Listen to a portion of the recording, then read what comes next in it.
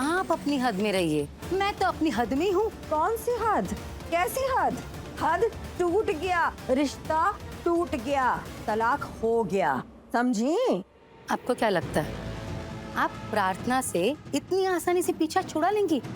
सिर्फ इसीलिए कि आप प्रार्थना से नफरत करती हैं, इसीलिए आप एक पति पत्नी को अलग करना चाहती हैं, इतना बड़ा दाव खेल रही है।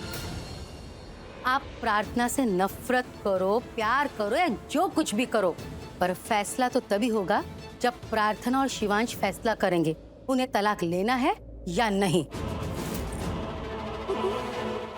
तलाक तो हो गया है। तुम्हें प्रार्थना घर में कहीं दिख रही है?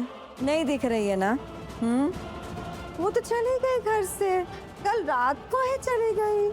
वो चली नहीं गई, उसे इस घर से धक्के मार के निकाला गया था। हाँ तो निकाला गया था, बोलो क्या करोगी? क्या कर लोगी? वही जो मैं यहाँ करने आई हूँ। बेटी चली गई, अम्मा क्या करने आई? बेटी चली गई पर माँ उसे अपने साथ लाई है। ये माँ अपनी बेटी को अपने साथ लेकर आई है। तो जब एक माँ अपने पे आती है ना, तो वो अपनी बेटी का ससुराल ही नहीं पूरी दुनिया को अपने सिर पे उठा सकती है, उसे उसका हक दिला सकती है। हम गरीब जरूर हैं पर हमारा भी एक अपना नसीब है। मेरी बेटी का नसीब यूं आप छीन नहीं सकती हैं। मैं उसे अपने साथ लाई हूँ और मैं उसे उसका हक दिला के रहूंगी।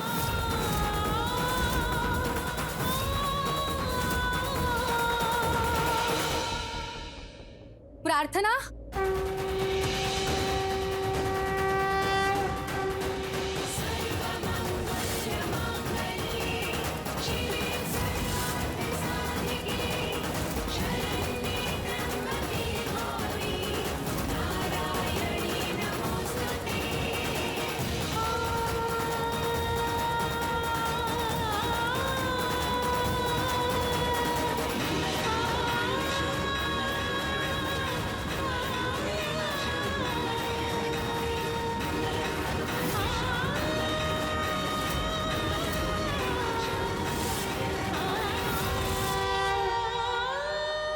ये सब क्या हो रहा है?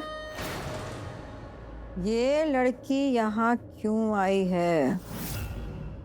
इसका यहाँ आने का कोई हक नहीं है।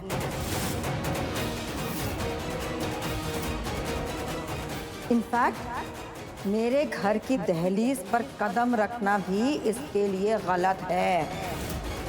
और मेरे शिवांश पर तो ये नजर भी नहीं रख सकती क्योंकि इसका तलाक हो गया है।